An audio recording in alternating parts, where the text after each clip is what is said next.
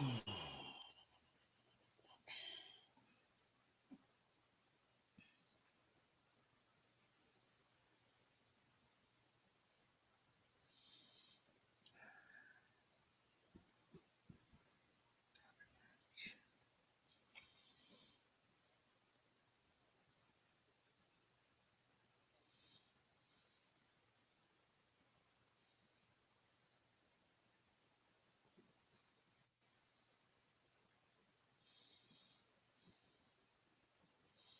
see it yet?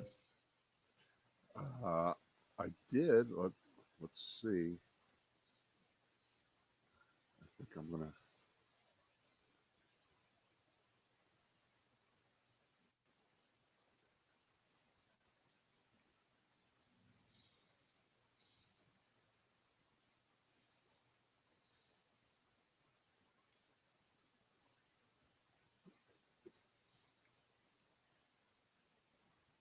Bam.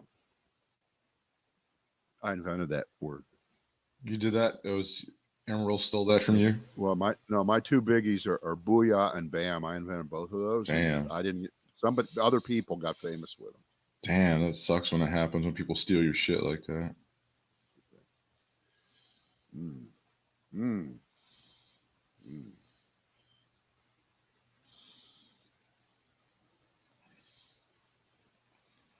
Okay.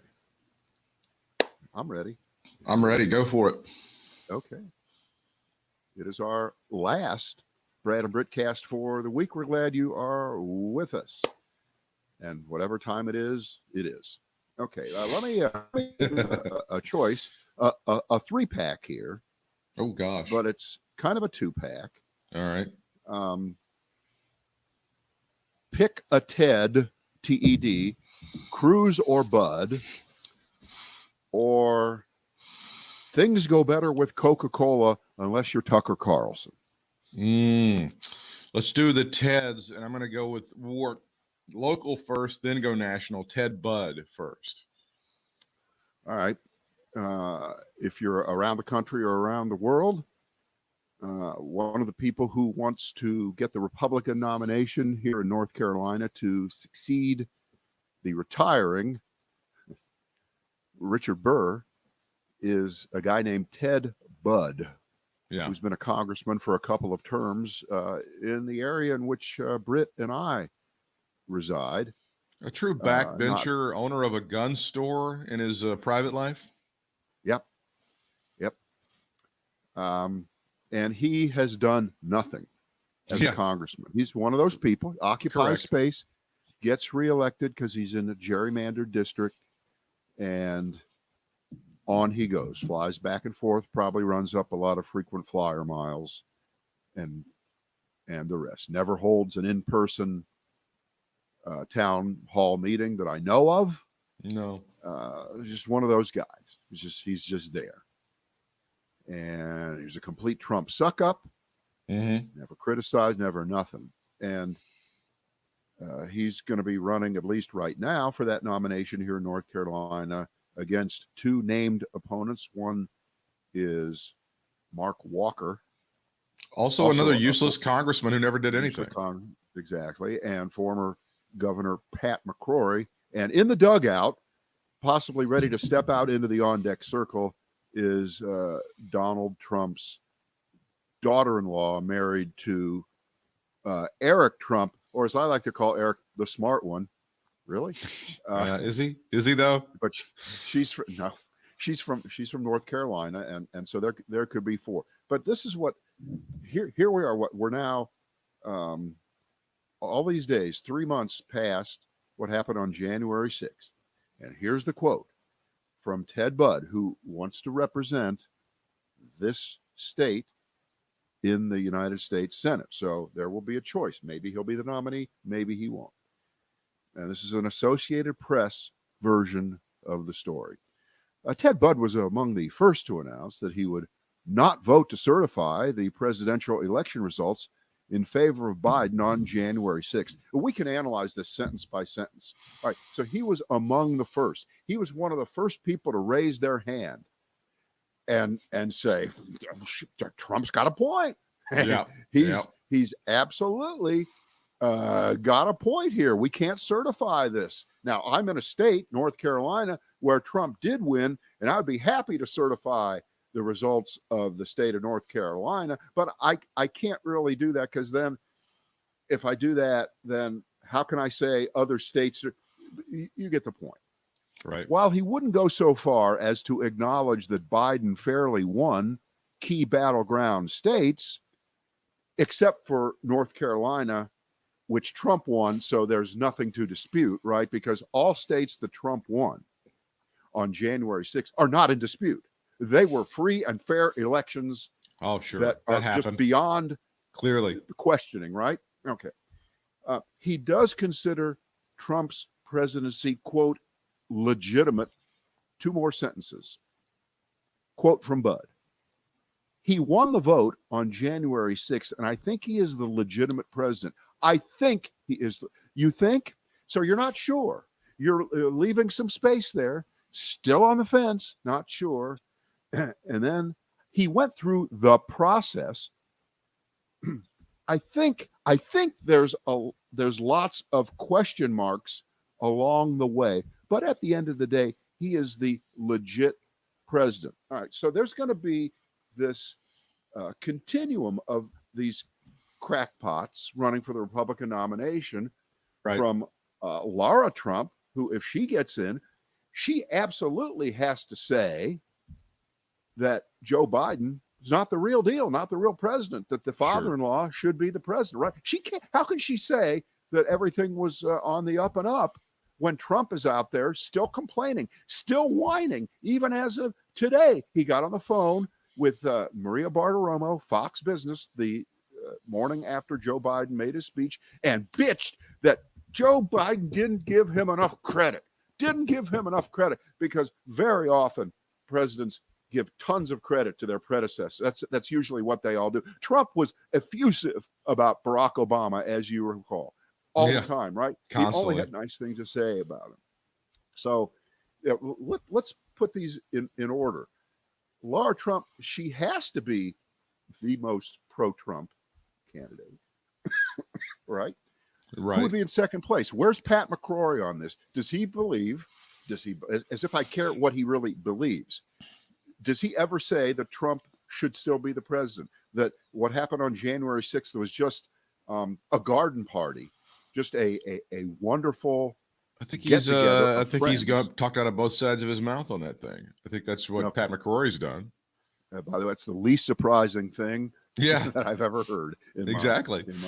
Then you got Mark Walker, who's a weasel on this. I'm sure he voted not to certify. Right. I'm sure he was on that list. He has to have been. Sure he did. Because if he wasn't, he'd have to be explaining himself to the crazies. He couldn't even be a candidate. And then you have Ted Budd. So here's the broader question. Is this playing out all over the country in different Republican races? Is everything on the Republican side going to be, at some level, a referendum still on Donald Trump in 2022 for candidates across the board? Sure feels like it. Yeah. Sure sounds like it. Even if it isn't being talked about right now that much by them.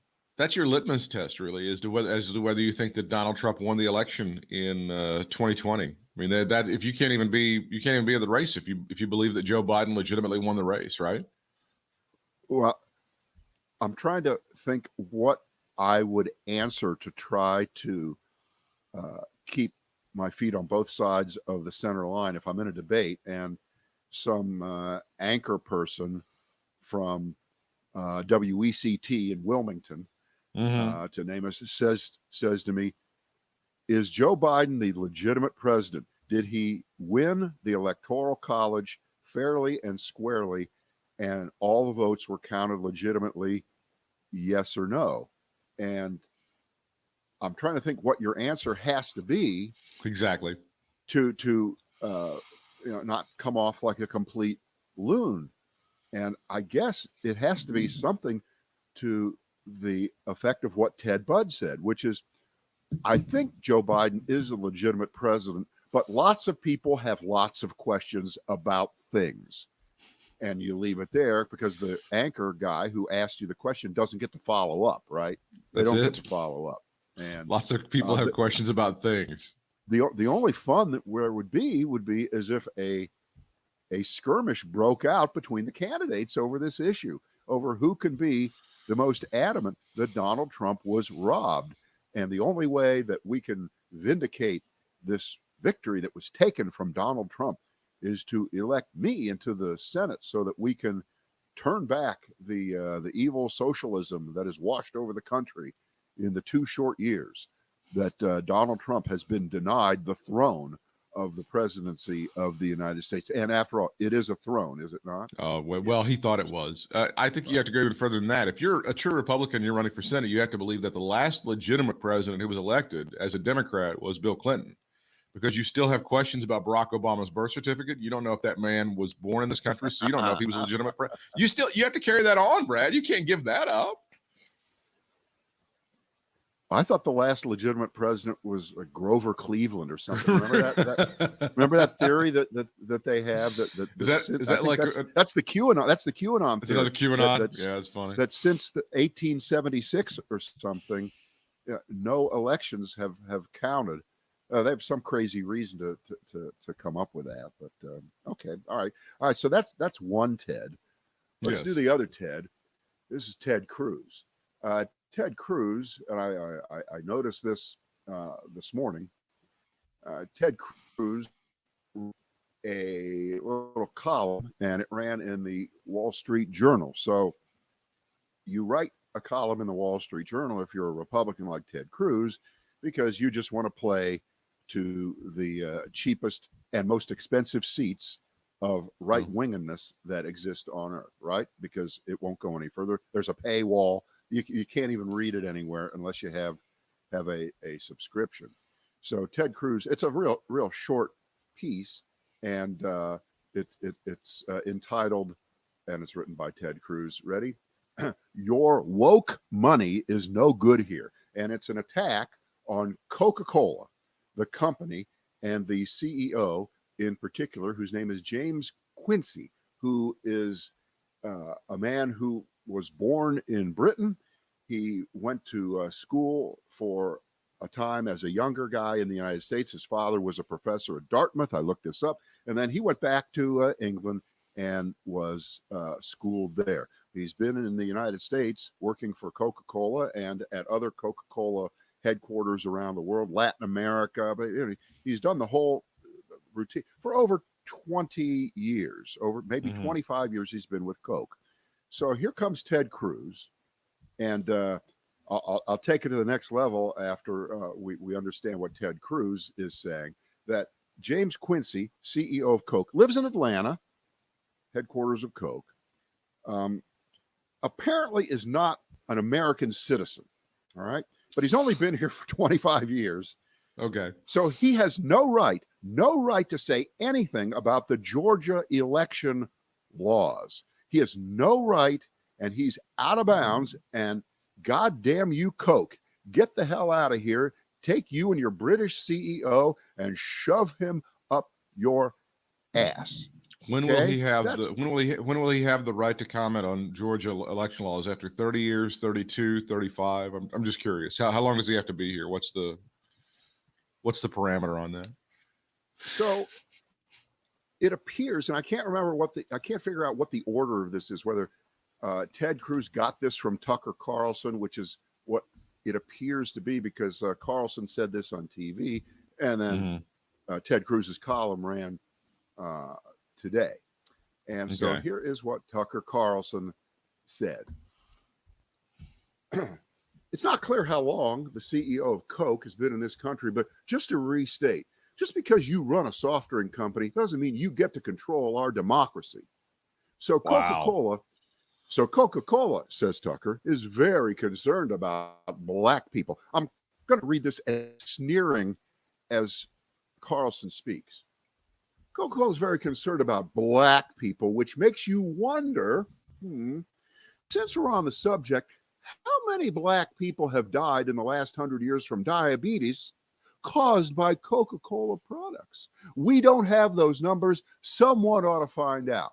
We bet money it's far more than the Minneapolis Police Department has killed ever. How do you like that collision in an intersection of That's shit interesting.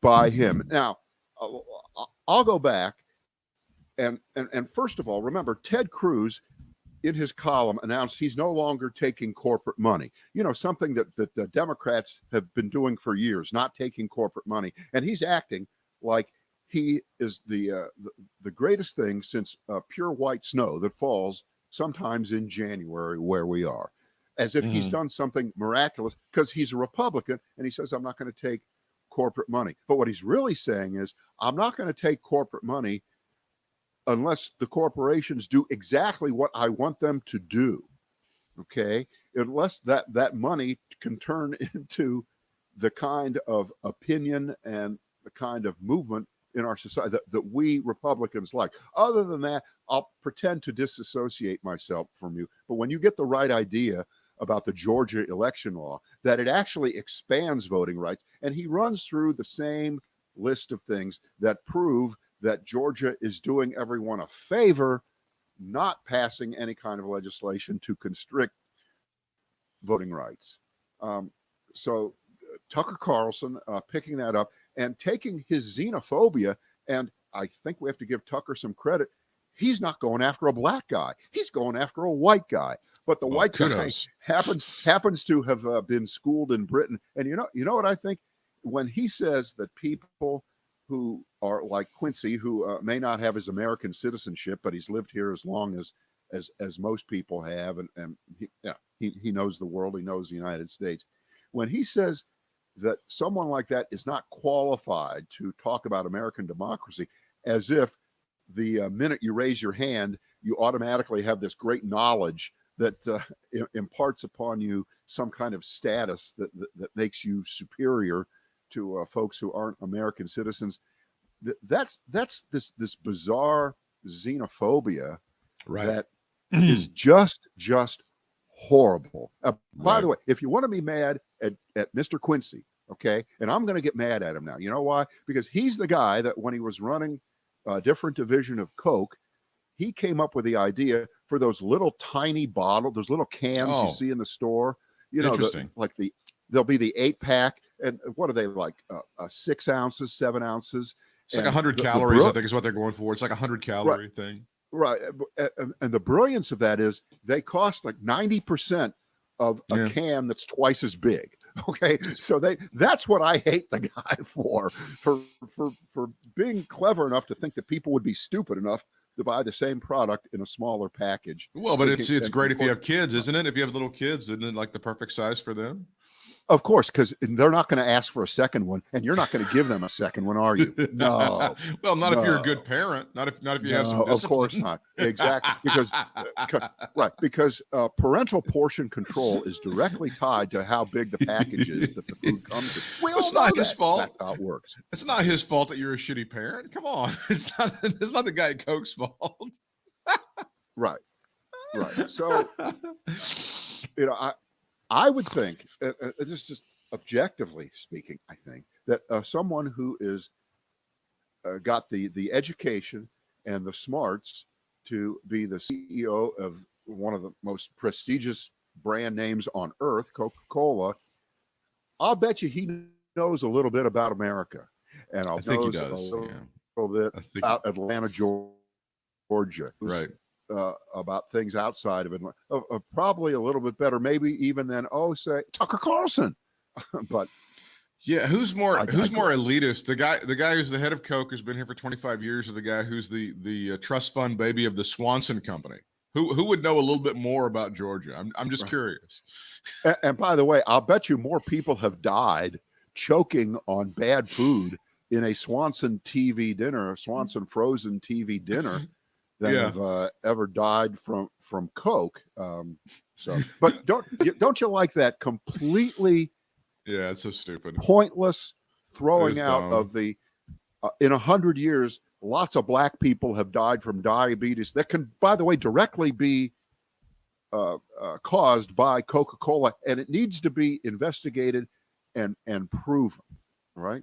And by the way, I just hope that folks cut down on their Coca-Cola consumption with their one hamburger per month that they're going to be allowed. Yeah, see, yeah, all of by a the sudden, that's president. so funny. So it's all going to work out there. All right, that's my opening. That's my opening hand. What do you got?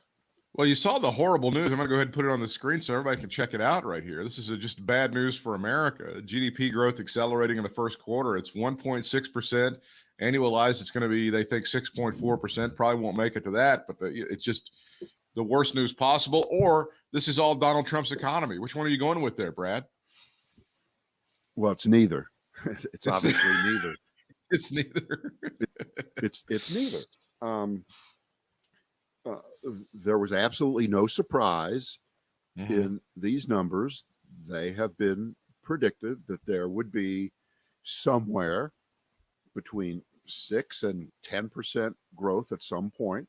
So we're in the sixes right now, and that's just fine. You really don't want it to be too much out of control for all the right reasons, and there's just nothing bad about those kinds of numbers. And the number of people who applied for unemployment is dropping slightly each week. It's not low. It's still in the 500,000 area. And before the pandemic, if it ever reached 200,000, it was a crisis. Yeah. And the financial markets would just shit all over the floor. Now we're thrilled about 500,000 plus people only applying for unemployment in the past week. So, our standards change.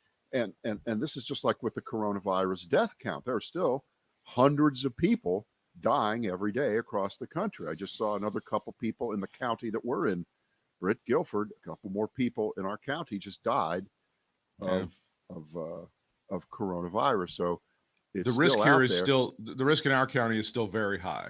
It's still, it's in the very high category. Right. And I guess the new culture war battleground, it's not new, but it seems to be above all others, is about masks outdoors and masks on kids. Yeah. And when is this going to stop? When are we going to get our freedom back? Blah, blah. When is it ever going to end? And I would think, again, if you had any degree of intelligence, you would look and you would see, here's what happens in a large country with a big population that takes its foot off the gas pedal of being careful, and you get India. And no, we're not as primitive as India. We're not as agrarian. I understand that. But back in January, February, they were sure they had it nailed. They had it down. They won. The rest of the world was peaking again, and India, go ahead. And they started holding gigantic political rallies again. Right. And you could go to large cities and you wouldn't see anybody wearing a mask. And what happened? It turned right back around, and now they seem to be on an out of control trajectory. So yeah, it's a crisis. It's a full-on crisis in India right now. It's a full-on crisis there, but because we have this real problem in the United States of we just don't learn. We don't want to look at examples from other countries when we don't agree with the result, even though we should. We need to look back at the 1918 Spanish flu virus, because I'm positive that was at minimum a 2-year cycle where it wasn't just the first winter of 2018 or of 1918 where it peaked, and then it came back, and it came back with great ferocity. And the only difference is that we have a vaccine right now that is taking a lot of us off the playing field for the most part.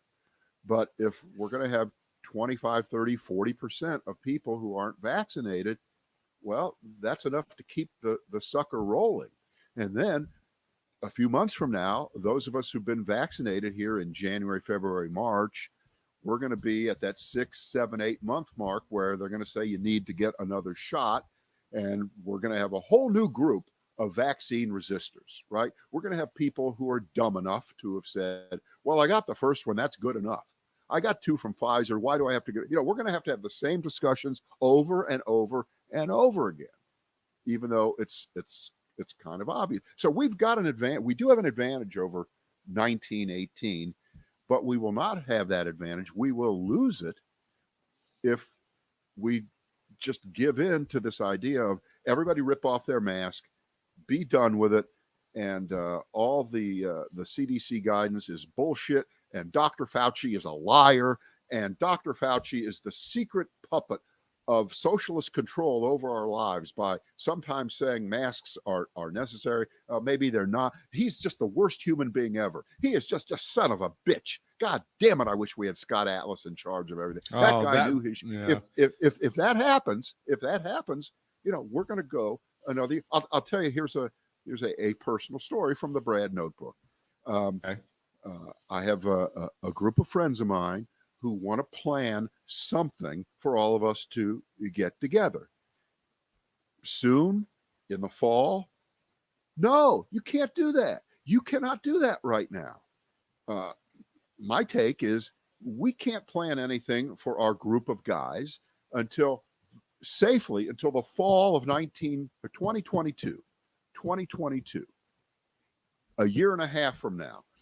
If a year and a half from now, it isn't gone or it isn't squashed to the point where we can all freely travel and not worry about it, then we're in more trouble than we know.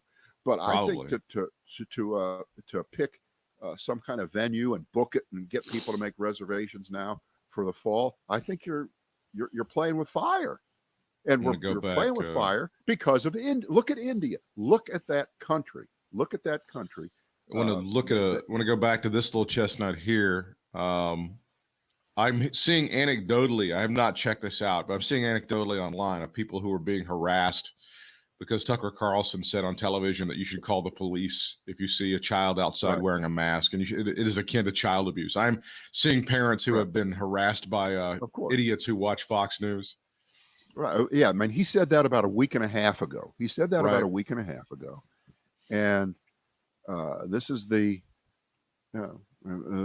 this is his playbook, and he's going all in. People listen to him, and of course they're gonna say stupid things. Hey, I got somebody who I think we need to also call out here right now. His name is Jimmy Kimmel. James Kimmel. Yeah. Jimmy Kimmel's having the My Pillow guy on, Mike Lindell. Okay. And let's just bottom line this. Remember, My Pillow guy is an anti-vaxxer. He is a conspiracy theorist. He is all in on Trump had the election stolen from him. He's being sued by these companies that make the voting machines because he's continued to propagate the lie that they changed votes from some betting parlor in Thailand or something. They had that ability, and they didn't, and they weren't even involved. And he should not be a guest who is brought on by a guy like Jimmy Kimmel, unless Jimmy Kimmel is going to play Mike Wallace on him and really go tough on him, which I doubt that he's going to do that. He's going to yuck it up with him. He's going to do for My Pillow guy what Jimmy Fallon did for Donald Trump when he tousled his hair. By the way, Jimmy Fallon never recovered from that. Good. He shouldn't. Never. So I think it's a disgrace. Shouldn't do it. Did he do it already? Am I behind on this? Did he have him on already? I guess he did. Was it last night? Did I miss it? Yeah, it was last night. I'm looking at the article right now. The actual interview, which was preceded by a My Pillow commercial on the New York broadcast, began with a montage of Lindell's most unhinged rants about what he still seems to believe was a stolen presidential election. When Jimmy asked his guest if he had been vaccinated, Lindell said no, which helped explain why they were not together in a pillow-filled bed, as previously promised. I meant for rabies, Kimmel joked. Kimmel suggested Lindell actually has a lot in common with Hunter Biden, given their shared history of addiction to crack cocaine, and asked him directly about the source of his paranoia and the fact that he's apparently been in hiding for several months. I don't know. It sounds like he's being pretty tough on him, Brad. All right. Okay. That's right. I've been working hard on this election and the machines, Lindell said vaguely, and they've gotten some of the basic biography out of the way. Lindell admitted he didn't know anything about politics until he met Donald Trump in 2016. This is a common story. Some people would say you still don't, Mike. To be honest, Kimmel replied. Later, he told Lindell, a lot of people don't want you to come on the show, liberals and conservatives. Everybody said they told me you don't have you on the show, and they told you don't go on the show. But I think it's important we talk to each other, Jimmy Kimmel said. Kimmel added, I don't think there's any validity to this stuff that you're saying, and I've studied you. I really have. While he finds a lot of it's funny, the host said, a lot of these ideas you espouse, I think you could potentially draw a line from those to the riot we had in the Capitol where people were killed and a lot of bad things. So he was challenging Mike Lindell on this, Brett. All right. Well, you know what? I apologize to Jimmy Kimmel. It sounds like he did a good job. I apologize right here. I was wrong. But at the same time, I still don't think he should have had him on at all. Right. Because even when a guy like that gets taken down, it doesn't matter. It spreads his brand. It spreads his ideas. And we know that Jimmy Kimmel cut his chops as a Howard Stern wannabe in radio in Tampa and Seattle and Los Angeles. And the game is, of course, have the biggest crackpots on you can and promote it and get ratings. I get that. That being said, if he really held his feet to the fire, good for Jimmy Kimmel. But I don't think you should use your show to put that kind of a person on there. I just don't think you do it. And the question, I guess, would have to be posed to the other late night hosts. Would they would Trevor Noah have him on? Would Fallon have him on? Would Colbert have him on? Would Samantha Bee have him on? I don't know. But I just don't like it. I don't like it. He said, Jimmy Kimmel said, do you think it's ever weird, objectively, looking at yourself, why it is the only person in the country who has this evidence is a guy who sells pillows on cable?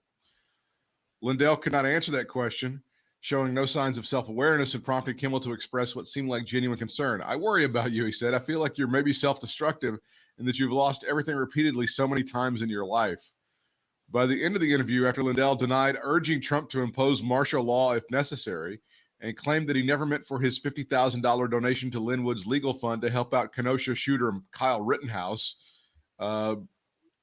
he returned to challenge his doppelganger to a pillow fight at the Minnesota State Fair. Ultimately, as could have been expected, Lindell emerged relatively unscathed, fully on the joke and laughing it up with the two comedians as Kimmel cut to a commercial. See, so part of what you said, part of your fear was true on that. You're back to criticizing him now. All right, I now retract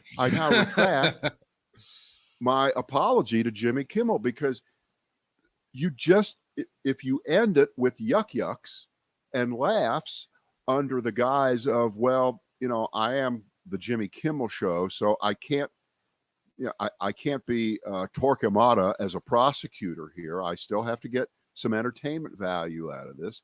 Then it's wrong. You shouldn't have him on the show. Right. You just shouldn't do it. So I'm going back to my original position, although he didn't do as bad a job for much of the segment, which I will watch later on. And I guess I'm guilty of what I say about other people. I didn't read the book. I hadn't seen the movie, and I'm commenting on it. I'm commenting on a segment that I really haven't seen yet. I'm just going by your reading of what was said. So I'm going to attack me for because I thought this was a booking for next week for a long time out in front of me. So my fault. Speaking of giving people exposure and things, how are you on this Elon Musk hosting Saturday Night Live situation? Well, it's the same thing. Yeah. But it's the same thing. Right. Well, number one, obviously he doesn't need the publicity. It's not, he doesn't have a new movie coming out. He doesn't have it isn't even one of those.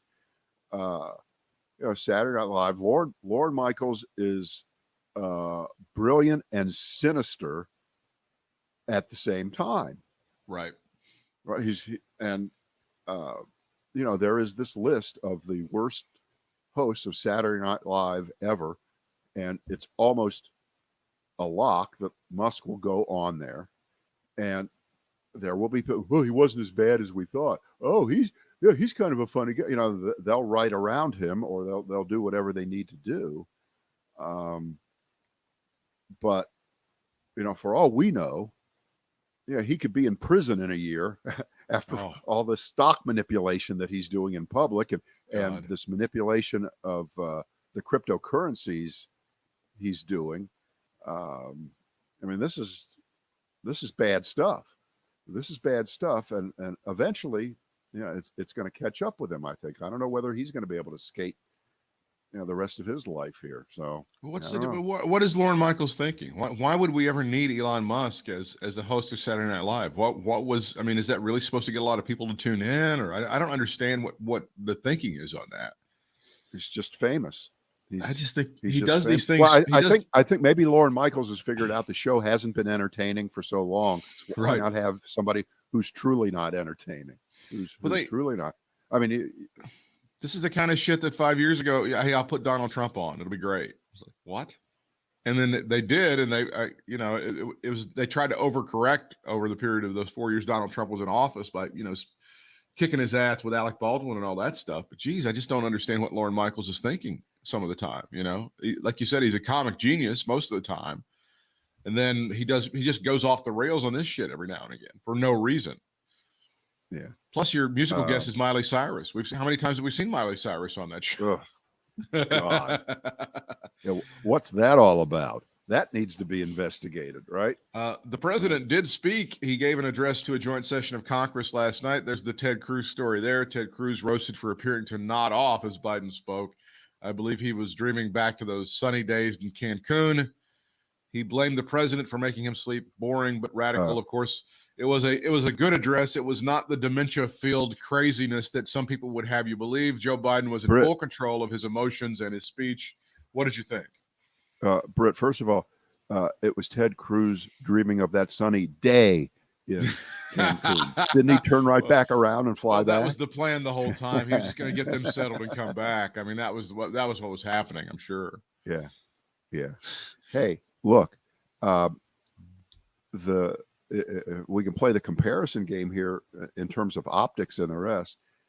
The small number of people in the chamber there, which I think I heard that at capacity there's room for like 1,200 people in there. It's not as tiny as it may appear to be. There's a whole upper thing, and I think it played to Joe Biden's advantage because he knows how to give a public speech, and he also knows how to use his inside voice and his outside voice. And he got very quiet and very deliberate at certain points. And once again, he talked straight to the camera and straight to the people at home, who are the people who really matter in terms of who's the recipient of this speech. It's not the people in the room there. And he did fine. He said what he was supposed to say, and off we go. And we did not have to hear one person, not one person in this country, not one commentator, not one say, "Wow, Joe Biden finally became a president." Because you know what? He's been a president since January 20th, and only crazy people have doubted that. And people like Ted Budd, they're not going to step forward now and say, well, gee, wow, he finally became a president. No, you can't say that because you don't acknowledge that he's really the president. You can't have that both ways. So I think it's about time that anybody who thinks that Joe Biden is not in command of himself, just stop saying that and stop giving him credit when he doesn't fall over himself. And sound like a bumbling. He's not that way. No, he's not that way. And stop saying it. They're going to try. They're going to try to tell you that, but it's not true. Now, the Washington Post did fact check him on a couple of things, and this is they're trying so hard, but they can't. They don't have to work nearly as hard as last time. This is the one of them I'll show you. The economy created more than 1.3 million new jobs in 100 days. Well, the Washington Post did fact check it, and they said he underestimated. That's a very conservative estimate. It's probably more than that. So Joe Biden is lying, Brad. Joe Biden is already starting off lying to the American people about the number of jobs that have been created in the first 100 days.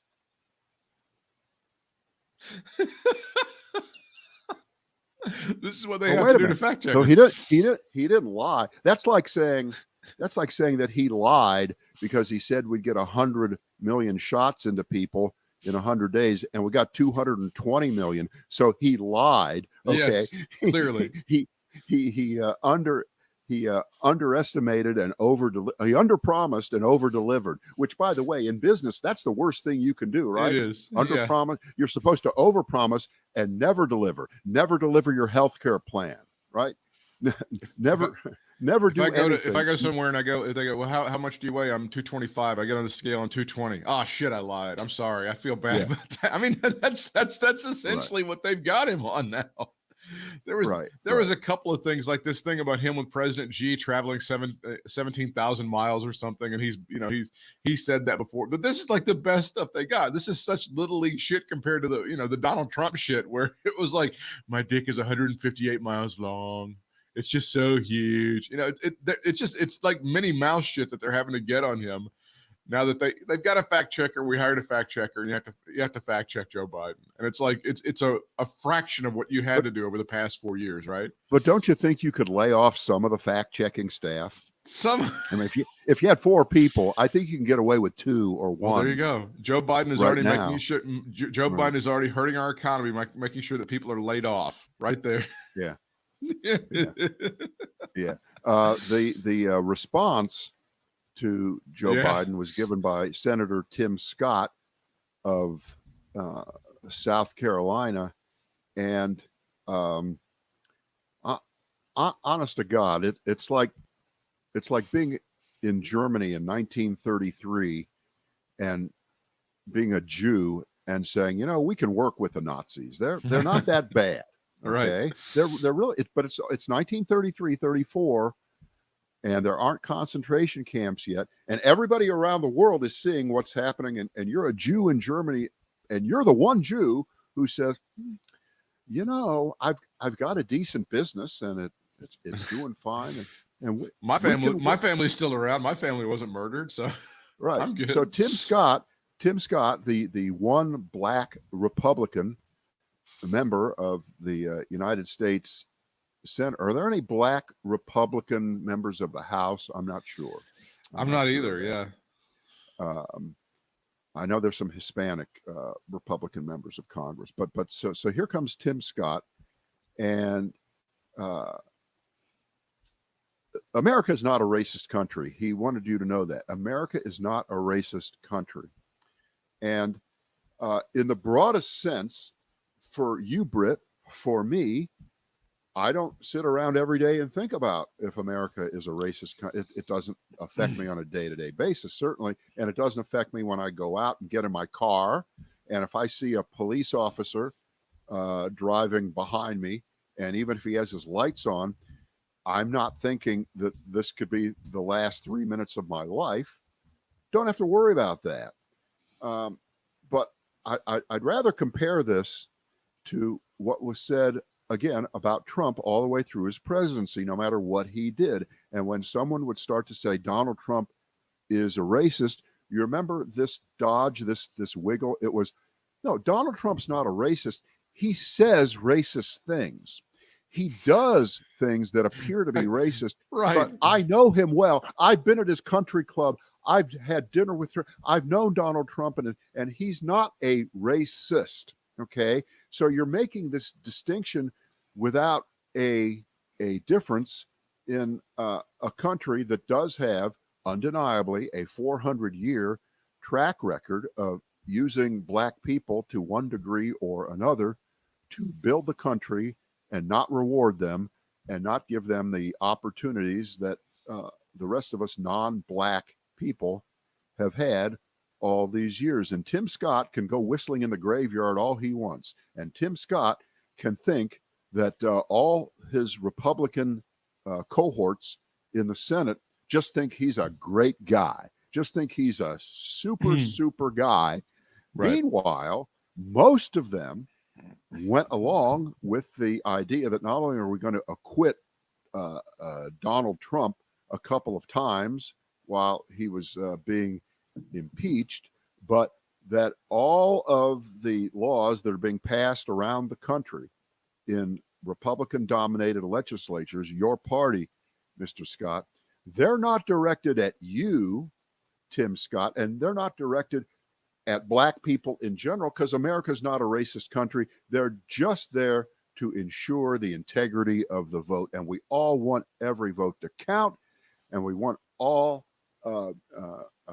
votes to be counted, right? And we want, so he can be that way all he wants, but I don't think very many people are fooled by him. Apparently enough people in South Carolina were, though.